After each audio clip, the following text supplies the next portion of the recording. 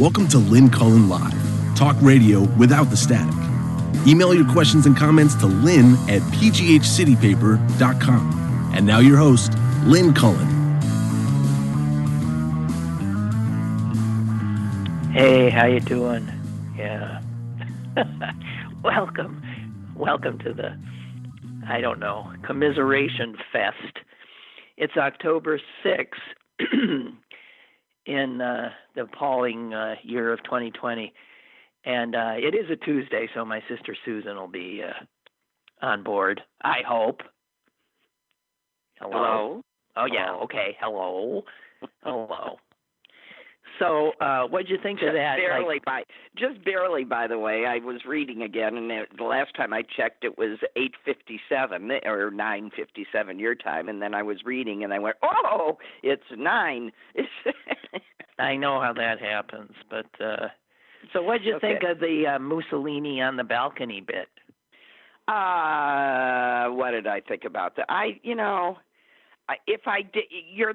Here's the thing: we are looking at that steroid. I mean, he does feel great.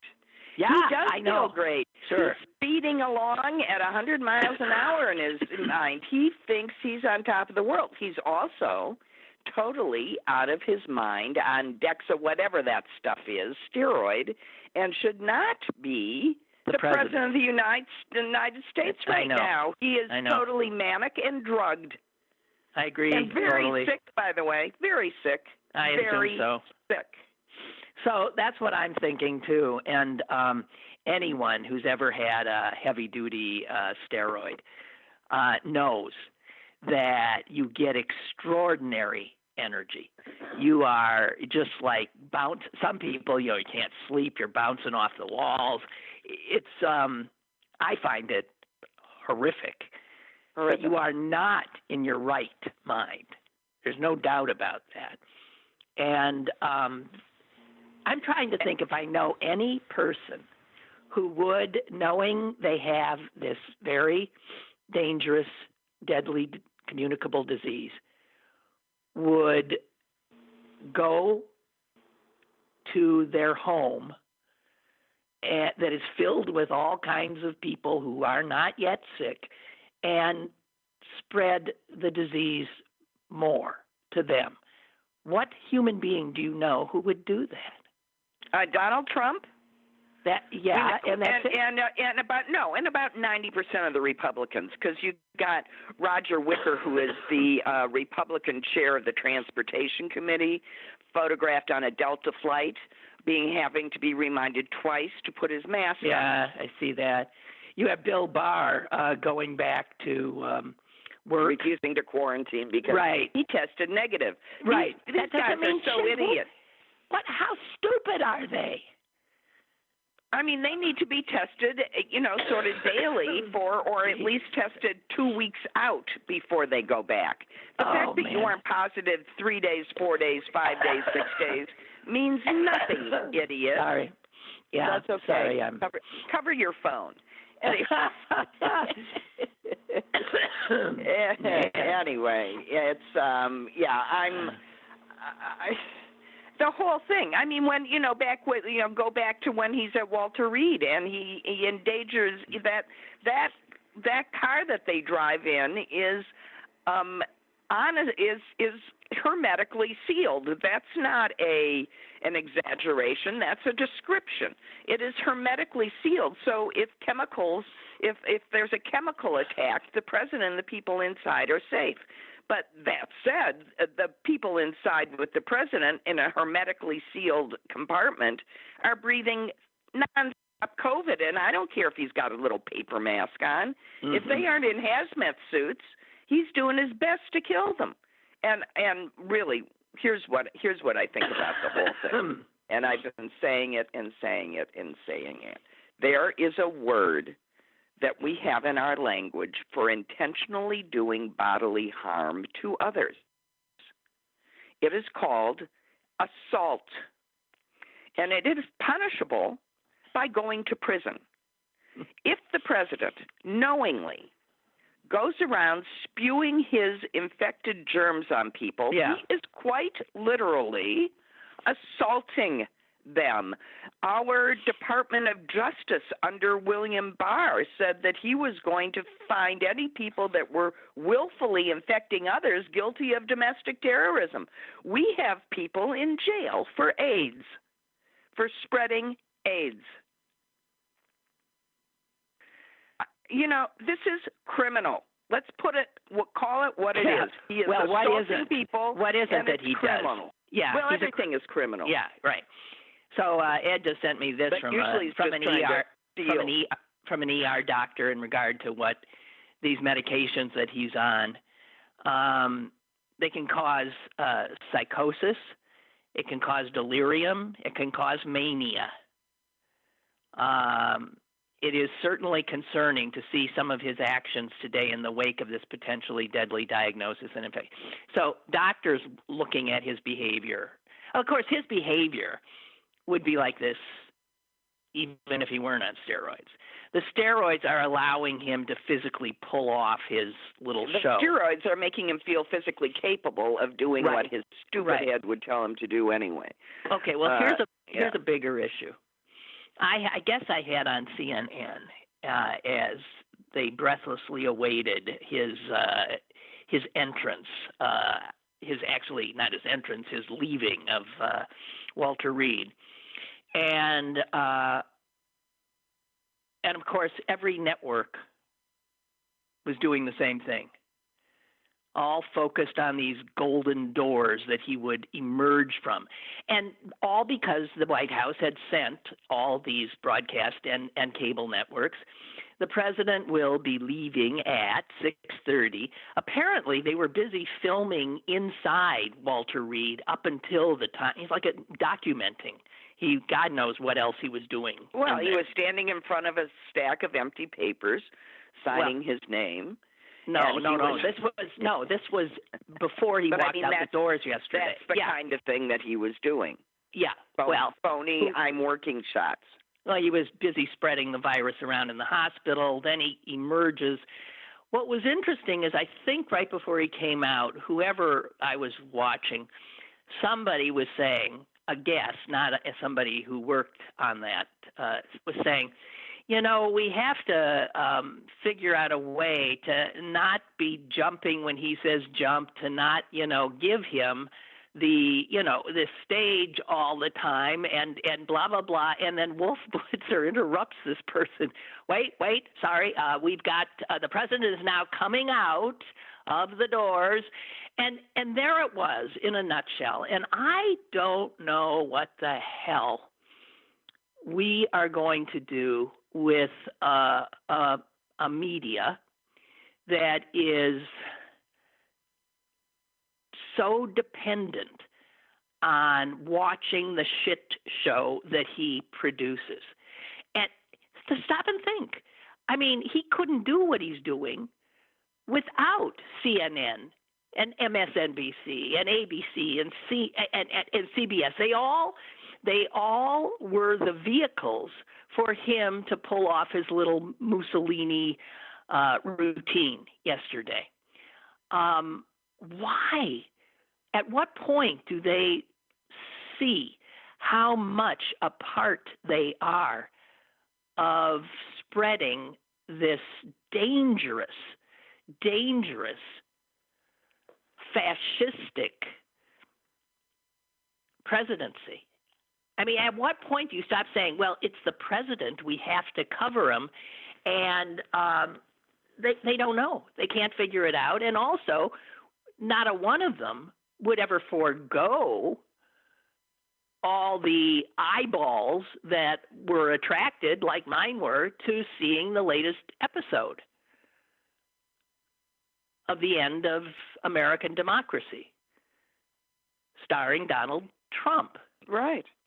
Well, I don't know how. Because they still haven't figured out how to draw the line between covering a presidential, a president who acting appropriately versus a president that doesn't.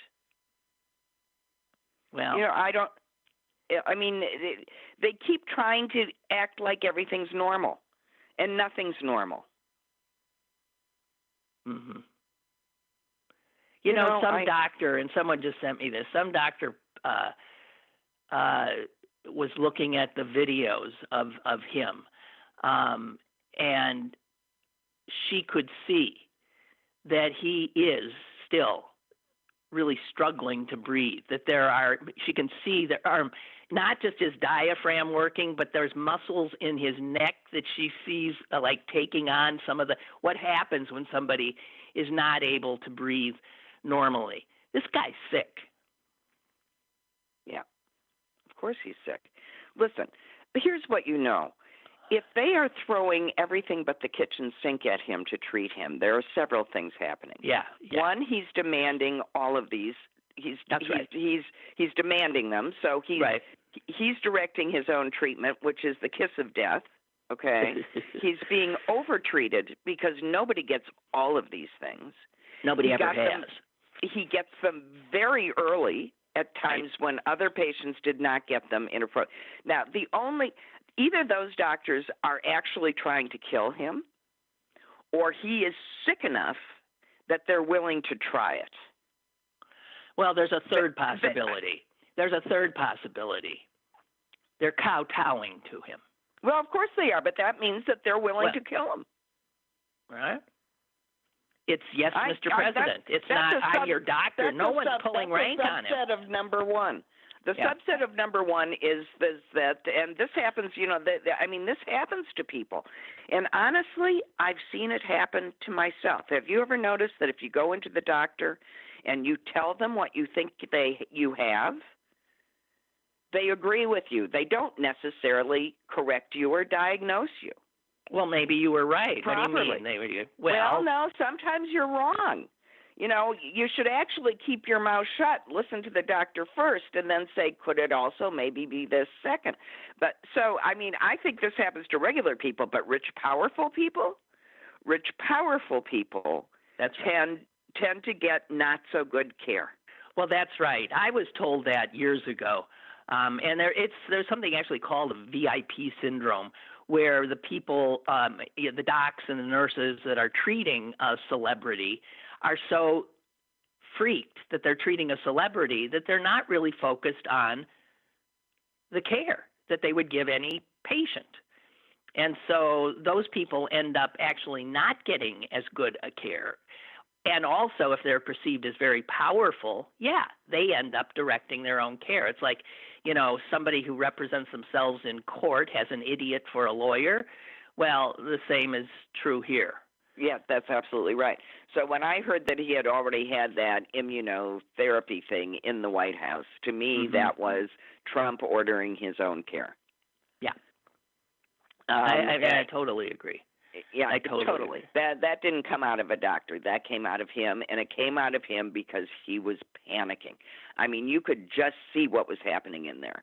And I do think this is all totally, the way his head works. He knows how scary this thing is. His reaction is the reaction of someone so terrified of this that they completely deny it. This is denial, folks. That's what you're looking at. And then when he can't deny it anymore because I can't breathe, then he panics because the knowledge he's already got comes up. And the second they make him feel bad, he just snaps back to the denial phase. Mm-hmm. No, I think you're reading that right.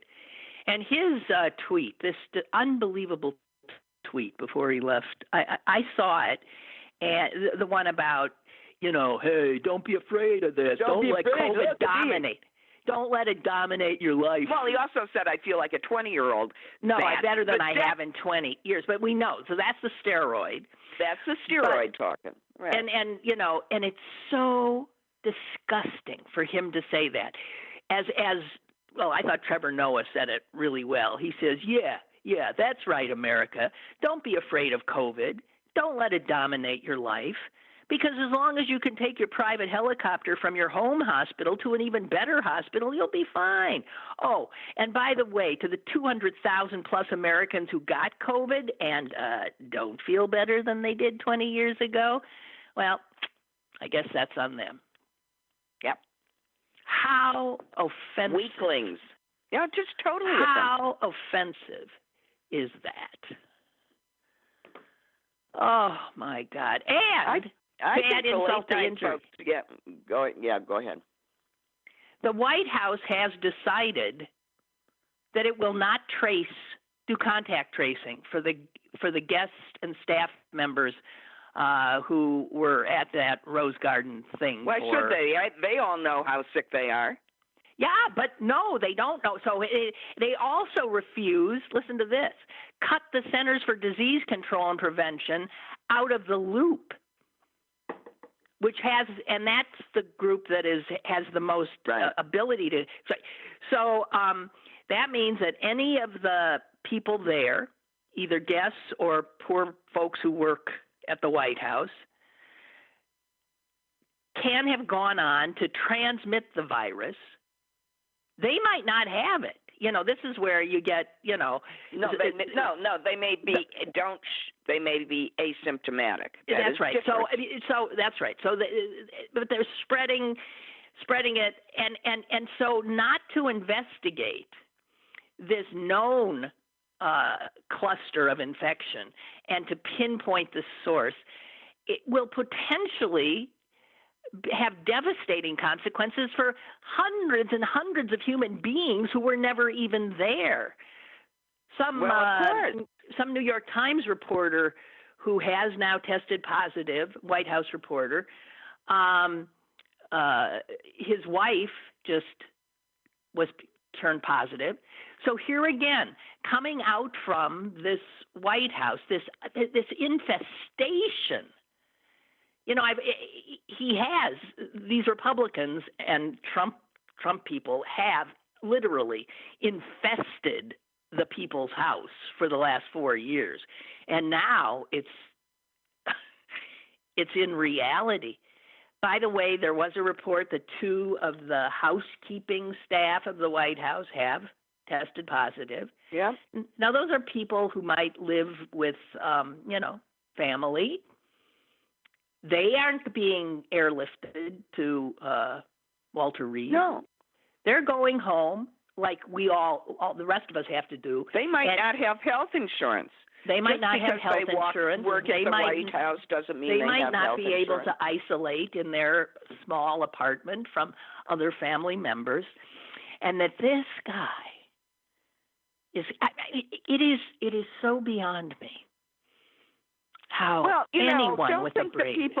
Don't think the people at the White House don't feel exactly this way, and that we aren't hearing, it beginning to seep out of the windows and doors.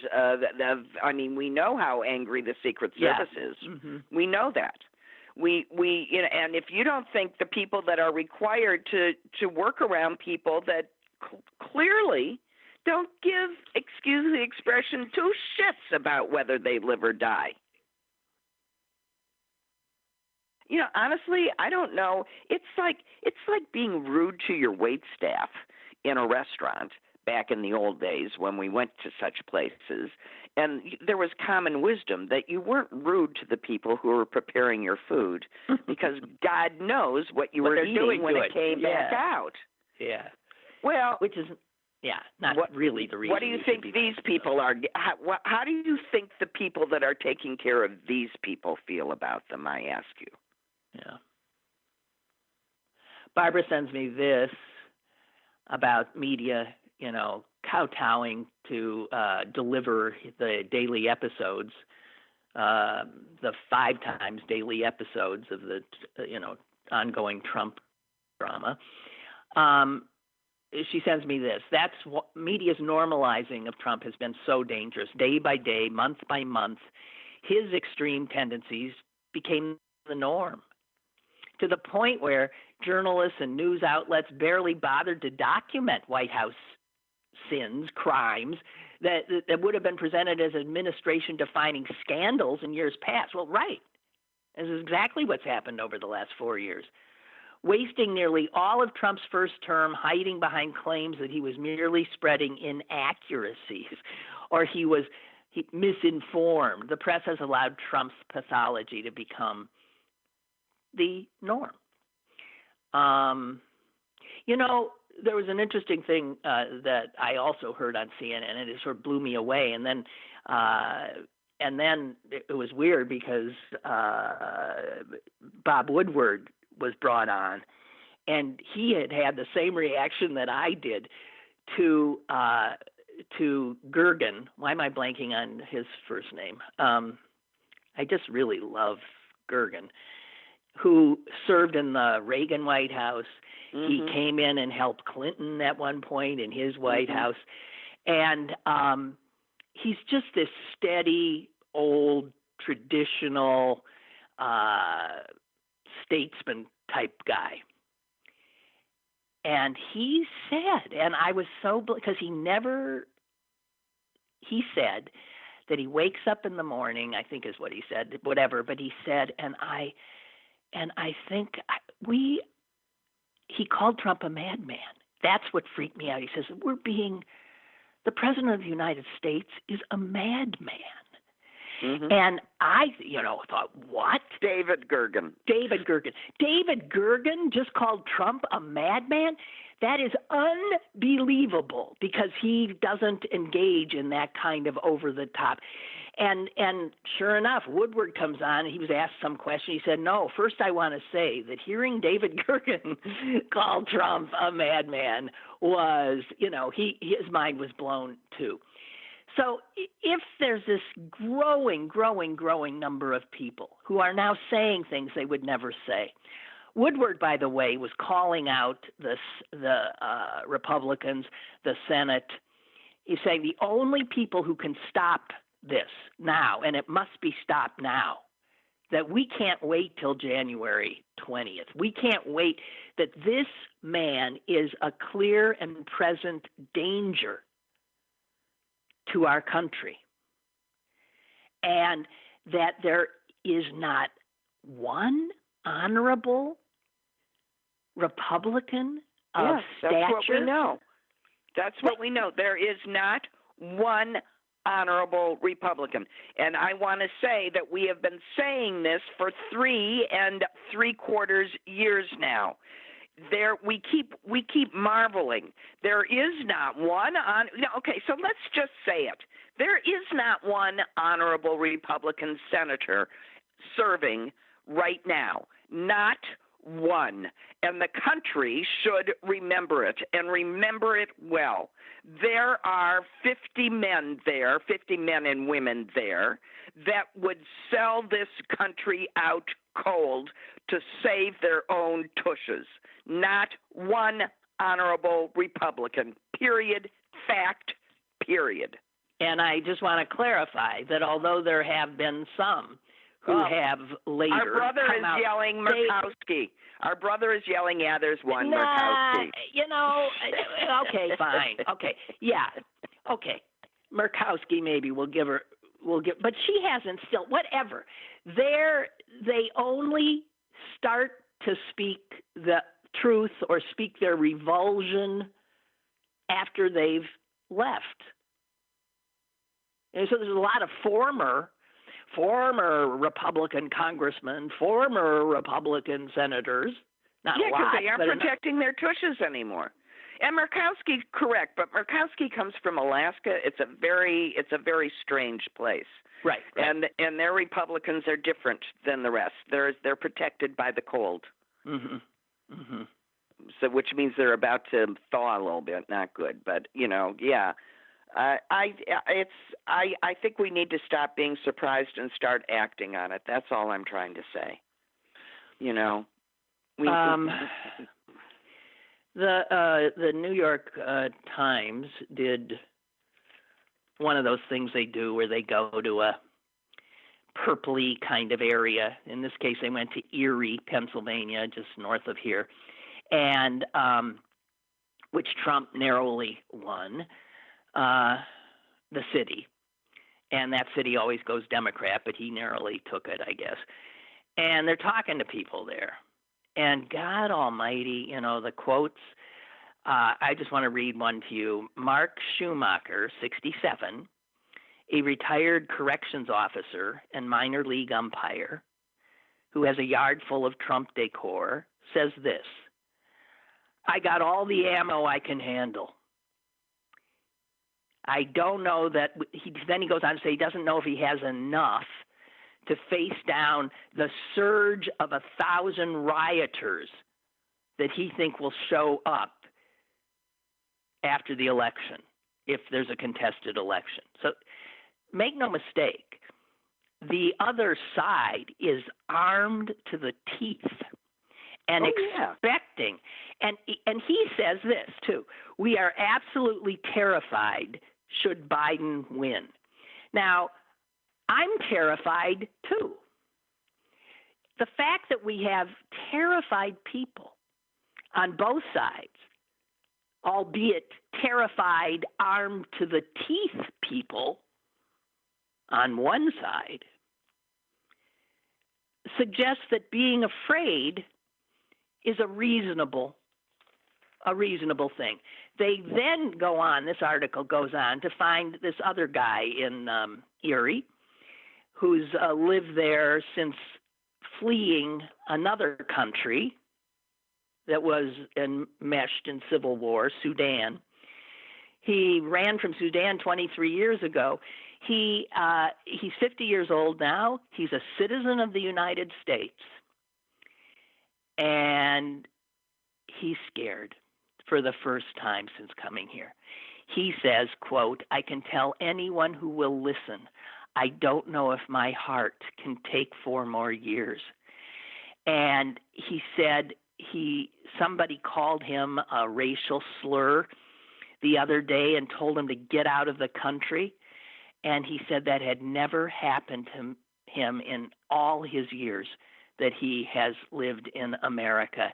He's worried now that they'll take his citizenship away. And he says this, it basically reminds me of where I came from. And he says, if it gets worse, I may have no choice but to pack up and leave again. When you see this reaction from people who have lived in countries that have fallen into chaos and civil war, and they and also people who have seen fascists come to power, and if you don't listen to them right now, and they're all screaming, my God, guys, this is getting increasingly terrifying. I don't know what we do with all these fascists, even if Biden wins and somehow manages to, I don't know. What are we going to do There's with a these lot. people? I mean, a third of our country is fascist. Yeah. White supremacist fascists. Also an interesting thing, I saw an article about how, again, the constant chaos. Nobody's talking about that blockbuster New York Times reveal of Trump's tax returns and the fact that he is in debt to the tune of $400+ million. Right, but we do know now why Melania hasn't left him. Right, because she would be a third not of getting nothing is nothing. Yeah, right. Well, who knows? She is vile beyond all belief. She is vile. Never was a couple more suited. I know. I think it's a love match, if you want to know the truth. God. So the reality is people in the government at lower levels who have been in debt, and they did a number of profiles of people, some making as little as $80,000 a year in some capacity, but have worked as a bureaucrat in the government for 40 years. And it is discovered that they owe a lot of money. They lose their security clearance. They often lose their jobs. People who they're blackmailable because they can. Yes, people who owe. They can be bought. Well, but the thing is, this guy already has been bought because the odds are he owes this money to a lot of Russians, to a lot of oligarchs. Why else has he been essentially doing Putin's job for him? Still is. Of course. Yeah. Of course. So right in front of our eyes, all of this is happening, and we sit here powerless. How is that possible? How is it possible? Well, and I just want to say this. If we take the Senate, I don't want Chuck Schumer as the Senate. He's weak. I don't want him. Well, let's get to the point where we can argue about it. Okay, here's something else. As you know, the Supreme Court is back in session. Do you know what one of the things they did yesterday was? The Supreme Court sided with the Republicans in power in South Carolina. Requiring a witness. Requiring that if you have a ballot, a mail-in ballot, that it must be witnessed by a second party. Can I just say something? Wisconsin has that requirement. Well, sure, because it's another state that's in the thrall of the Republicans. No, but I mean, so when Mother voted, I just signed it. You know. Yeah, what if you live alone? Well, what if you're an old person who lives alone? You call a neighbor. I mean, you what? know. It's COVID time. I mean, I understand. I'm just saying that it's not as awful as requiring a notary, which is what they used to require. Well, it's still awful enough because voter suppression is what they do. I agree. Is what they're after. And in case you didn't notice, yesterday in another case where they brushed back an appeal from that vile human being, do you remember Kim Davis, the county clerk in Kentucky, who became a hero to the right wing because she would not issue marriage licenses to same-sex couples? Her case, this conservative court actually said, you know, even we can't figure out a way to overturn this, babe. So they sent her packing. But in sending her packing, guys, Clarence Thomas and Alito, too, put out a statement and essentially told the rest of the court, we have to go back and redo that Obergefell decision, which is the 5-4 decision which gave gay people the right to marry. And here is some of what Clarence Thomas wrote yesterday. Due to Obergefell, those with sincerely held religious beliefs concerning marriage will find it increasingly difficult to participate in society. Obergefell enables courts and governments to brand religious adherents who believe that marriage is between one man and one woman as bigots, making their religious liberty concerns that much easier to dismiss. In other words, Obergefell was read to suggest that being a public official with traditional Christian values was legally tantamount to invidious discrimination toward homosexuals. That case, the only reason that gays can marry in this country, was decided 5-4. 2 of those 5 are now gone. Kennedy, the son of a bitch, because he retired, and Ginsburg, because she died. The ones who voted, well, excuse me. They're all there, and there's more besides, and another coming. But what I'm going to say is that this points out the need to have these issues settled by legislation rather than by court fiat, because it's always then subject to a different court undeciding the fate of people.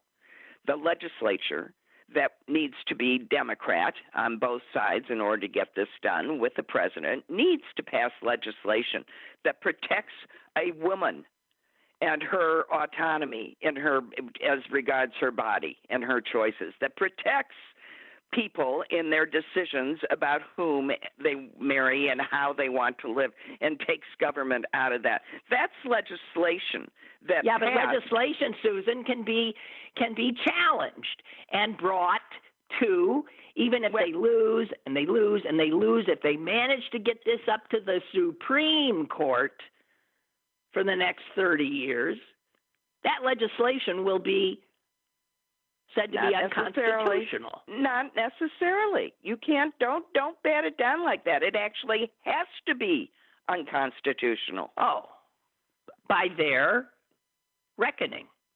Well, you can only tie yourself into so many pretzels. Thomas Alito Gorsuch. There's three right there. Lynn, I'm going to argue that I really feel that Congress has booted our welfare over to the Supreme Court over and over and over again, rather than stand up for us as constituents and representing us through legislation, which is a far safer way to do it, as we are witnessing now. Yes.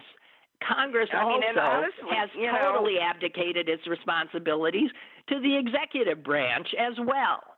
The Congress is as absolutely empty a vessel as it has ever been in the history of this country. Well, we need a Congress. We need a Congress. The Republicans, Mitch McConnell, have destroyed the Senate. It's unbelievable. I'm sorry, but whatever. Well, I'm just saying we have choices here, folks. We can despair and say that no matter what happens, we're doomed. Or, we can continue fighting. I would suggest that we use poor Ruth Bader Ginsburg and not give up within 30 seconds of her death, but continue to fight, for heaven's sake. No, we're not giving up, but I can despair. I can still fight and despair. No. Despair is wasted energy. Yeah, well, I can't help it. Despair seems like the thing to do. I think we have a caller.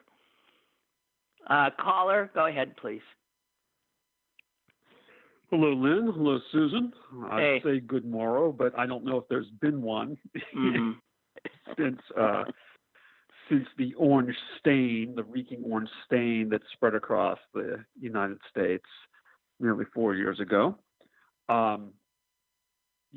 I actually attempted to call in yesterday, Lynn, because I was equally incensed about the White House physician the Walter Reed physician the spin doctor, who came on to spout non sequiturs, gibberish.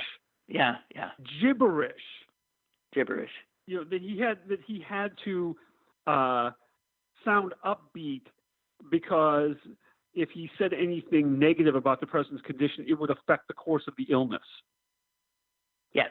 And the reason why that was hysterical. Here, I have the absolute quote again. I've kept this for my, for a historical document. Here is exactly what this idiot doctor said. Exactly. I didn't want to give any information that might steer the course of illness in another direction. Right. Heaven forbid you should tell the patient he's sick. Right, because if he said anything negative about the president's condition, the virus would take it as encouragement. The virus would see it as a sign of he's saying that if he talks, the virus will somehow change its behavior. Right. Yeah. Now, I attribute this on some part to the fact that the doctor was under incredible professional pressure, because should Donald Trump, heaven forfend, God spare us, be reelected, and the doctor had been perceived as making the president appear weak, then his career at Walter Reed would be effectively over. But then I thought, I stepped back and I was still feeling this anger about it, because this administration, these individuals, aside from the fact that they're toxic, they infect and just make everything as rank and vile as they are, as dishonest as they are. They have the audacity to tell ridiculous lies, spout nonsense, say utterly transparent lies that they know, but the people they're speaking to realize are lies, and it's just so condescending. It's so offensive. Well, that's but you know what? A display of power. Right. A display of power. We're going to lie to you. We're right to your face. We know we're lying. Our lies don't even have to make any damn sense. We can talk utter gibberish to you, and you have to sit there and take it, and you can't do a damn thing. Yeah. It's disgusting. No, it's really, it is, of course, and it's difficult not to despair. Hey, I thank you. Thank you for the call. Yeah. Yeah. Great call. Very uplifting. Great call. Yes. Okay. Anyone who wants to here. I tell you. Yeah. Okay. Father Joseph has written. Now he's often, a calm voice, retired brass Air Force. Well, don't read it if he is also suicidal. Well, I don't know, so I'm gonna listen. Why won't I can't get it to move up. God will. Well, dang it. Hang on. You're frozen. Just reload it. It's like it's loading. Oh, really? Mhm. Okay. Hang on. And by the way, I didn't take my ballot down to downtown to the election division yesterday, because there is a ballot drop off that'll be held this weekend in Homewood, closer to my house. So I'll just drop it there. Okay, just double check that your signature is exactly as it appears not to on worry. Your voter registration. Okay. No, I did it. Here we go. Father Joseph says, what is happening to the GOP reminds me of the book Let History Judge by Roy Alexandrovich Medvedev, who is a Russian political writer. Trump couldn't have done that. And is also the author of The Dissident History of Stalinism. Okay, well, geez, Father Joseph, you're much better read than I'll tell you that. Anyway, Father Joseph goes on. One of the points this guy makes in the book is that fear of reprisal was so thick in the air that members of the Communist Party did Stalin's bidding out of fear and would even stoop to offering up those suspected of being disloyal. Khrushchev described this in one of his post-Stalin speeches to the Duma. Someone shouted out during the speech, "And where were you when all this was happening?" And Khrushchev shot back, "Who said that?" A deafening silence followed, to which Khrushchev said, "That's where I was." Wow. And Father Joseph says that silence is where the GOP is today. They are literally hiding in fear. Well, and in so doing, selling out the country that they took an oath to protect and defend. Absolutely. Unbelievable. Beth writes, isn't it funny that Clarence Thomas is citing people's religious beliefs to discriminate against my marriage to my wife? His arguments are the same that were made in the 50s and 60s to keep the races separate in marriage. He would have been kept from marrying his white lobbyist wife. She's absolutely right. Furthermore, what a way to clog the courts with what? Vacating all of our marriages? To hear a Supreme Court justice making this statement made my wife and I most concerned and hope the Chief Justice sanctions him for these comments. He's not going to sanction him. He voted with them against Obergefell, Roberts. And Roberts is about to be outnumbered. If he was to be in any way a ameliorating, moderating, he ain't going to matter. if they push this Coney Barrett through. Unbelievable. If there is a God, about 5 or 6 more Republican senators will fall ill. Keel over. Yeah. And here's somebody else saying that 2 of Trump's spiritual advisors who were at the White House have now come down with the virus. John Hagee from Texas. Both have large congregations. God, this will never end.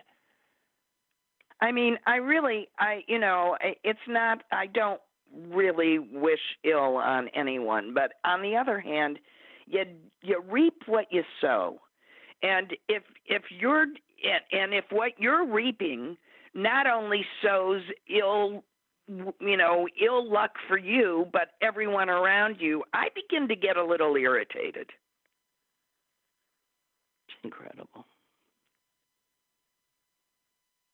I mean, and honestly, it's a really stupid strategy to try and kill your base. But I'm sort of hoping it works, because that's one solution to what we do with all of these armed people. God almighty, but they'll take so many of us with them.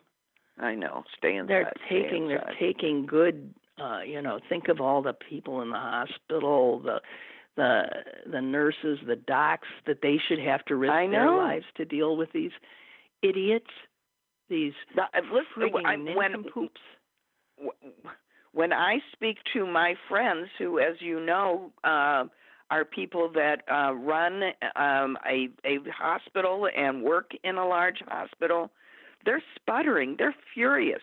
They're exhausted. They're frightened, and they don't got a choice. No. But, think of that. They agreed to be in that profession. Think of all these people at the White House who work there. The cooks, the cleaners. This isn't what they signed up for. Yeah, they didn't sign up to give their lives. That White House. Nor did the Secret Service sign up to protect a man who was going to refuse to take even the least, measures to protect them in return. I mean, how is that even possible?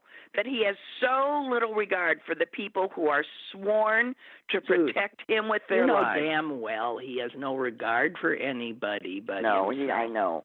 I know, but we know this. I want to know how anybody could vote for such I don't know. A defective human being. That guy's just defective. He really is. He's an empty, soulless madman. Frightening. And, he should have been plucked off the assembly line and put in the redo box a long time ago. Yeah. Well, here's the other thing that this shows.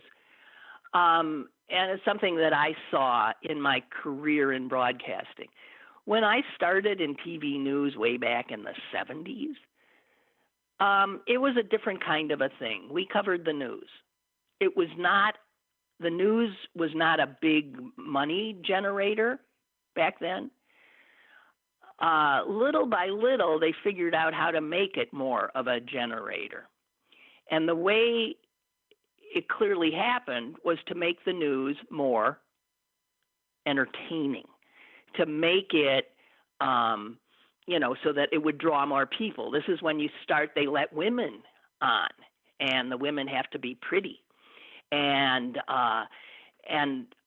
certain things are done that start creating this sort of blur between news and entertainment. And man, when cable came in, it went off the reservation. So that a news show was just another form of entertainment. And Americans lived with this for generations and generations and became consumers of this constant entertainment. And the difference between a serious news show and a Sean Hannity kind of show is lost on them. It's all sort of the same. And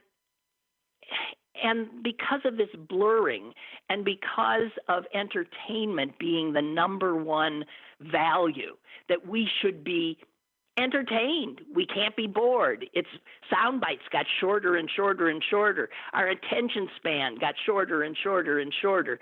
And we wanted this constant entertainment. Hence, you get something like the shows we see at night, these reality shows. This is what saved, we've learned from the New York Times, it's what saved Donald Trump from total bankruptcy, The Apprentice. Right. He was going down. And then he became the star of a highly rated reality show in which he played a successful businessman, which he was not. But the playing of the successful businessman saved him to the tune of hundreds of millions of dollars and pushed him into the public view as the successful businessman. And the idiots, the people who have no media wisdom at all, saw him and took him as a real person, not as this character he was playing. And that celebrity and that branding from The Apprentice allowed him to win the presidency. And we now have, the only thing he knows how to do is do what he's doing. And he's playing this to the end. He's playing the character of a president. Yes. But he doesn't actually know how to do it. Well, but he has the power of it. And there's people around him, like a Mitch McConnell, who knows that he's a useful idiot, or Vladimir Putin, who loves that he's this useful idiot. Because while he's only interested in the attention, the constant adulation and attention it gets him, they, and many like them, are busy using that power to pack the Supreme Court for the rest of my life, certainly, and even for somebody who's 40 years old, for the rest of their lives, to destroy all regulations, to protect our environment, to protect workers. I mean, it is absolutely frightening, but this is a direct result of the fact that we became a totally shallow entertainment culture. And many of us, millions of us, have no ability to discern what is real and what is fiction anymore. That is my view of what has happened, and I feel like I was in the middle seeing it happen. I mean, I have little stories about, as I stayed in broadcasting longer, how it became clear that we were dumbing down the audience so we could keep them. You don't want to bore them with somebody talking about the budget. Maybe they should know about the budget, but let's give them, eye candy. Let's cover the Kardashians. Let's do this, that, and the other thing. I saw it in real time. And we wonder why we have easily 30+% of this country who are so easily led like sheep to their own slaughter. Okay, are you despairing yet, Susan? You're getting me there. Oh, God. Well, yes, everything's been broken. And in an amazingly short amount of time, everything's been broken. Well, because it seems like a short time, Suze, but it's because for the last 40 years or so, they've been working for this very carefully. We've been cracking the foundations. And not only that, the Republicans have been playing a very long game. They always have. And this is where they wanted to go. Well, listen, capitalism is complicit in this as well, because in the same period of time, we went from a semi-benign form of capitalism that was playing out in the 50s and 60s to this rapacious, greed totally is good. Unfettered. Yeah, greed is good capitalism. Yeah. Right. Yeah. And that created this, everything. That's when the government was turned over to the rich totally. And this chasm between the rich and the rest of humanity grew and grew. And I don't know. We are one sick puppy of a country and a culture. And I have to tell you, the rest of the world looking at us is terrified. Yes. Terrified. Here's somebody from Belarus, 29-year-old.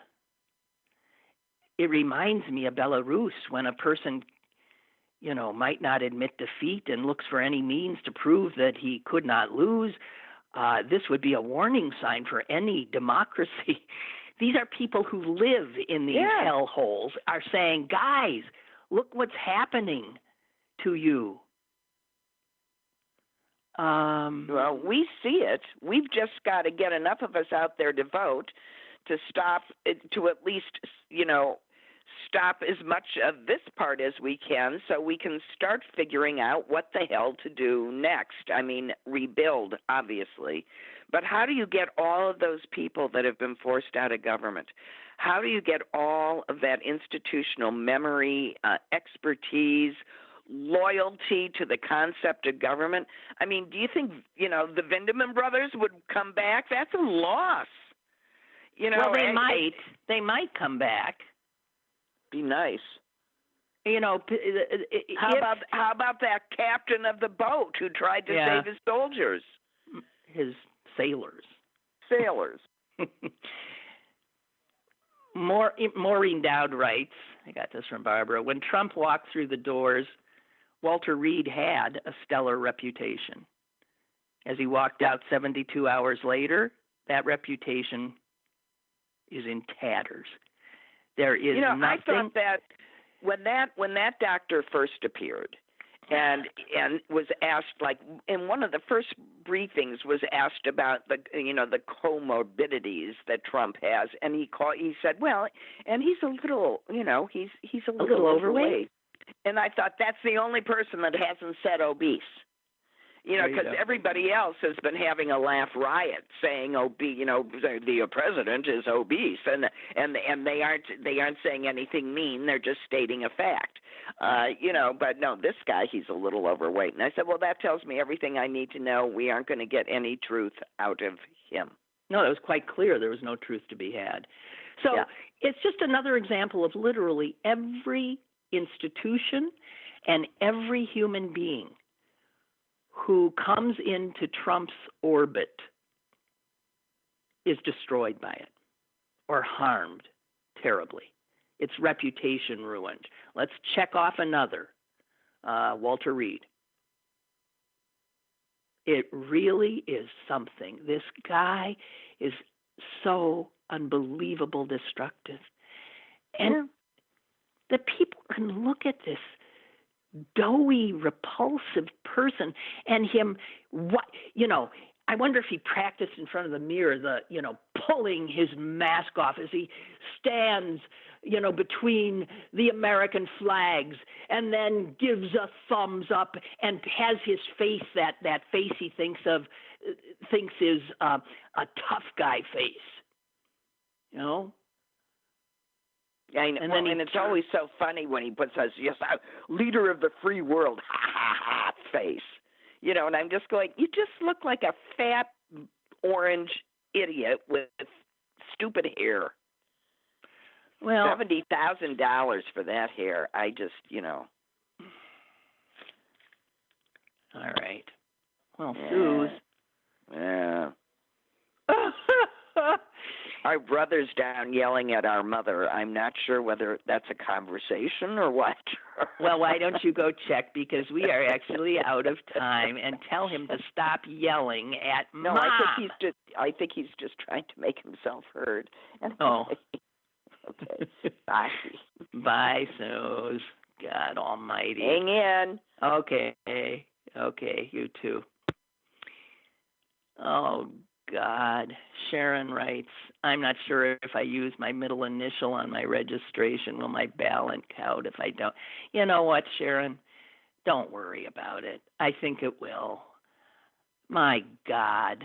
My God. I have never seen so many people so terrified and so unsure that their votes will count. I don't, Sharon, I don't know.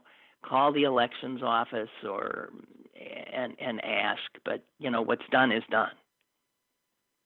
If you sent it in, dear God in heaven. Okay, I'm sorry. I don't know why you guys. I mean, I don't know why you would want to listen to this litany of horror, but we have to keep our eyes open. We really do. Jesus Christ, God help us. And I wish I believed that was even possible. Okie doke. Hey, the sun's out.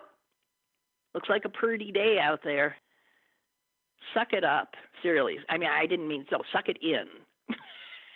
And suck it up, too. It's a similar locution to Proud Boys. Stand back. Stand ready? Is that what he said?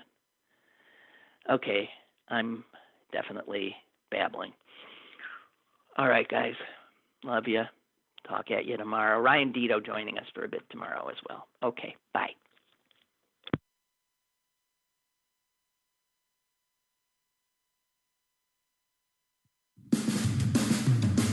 Lynn Cullen Live, Monday through Friday from 10 a.m. to 11 a.m. and archived at pghcitypaper.com. The opinions expressed on Lynn Cullen Live are those of the host and do not necessarily reflect the viewpoints of Pittsburgh City Paper or its advertisers.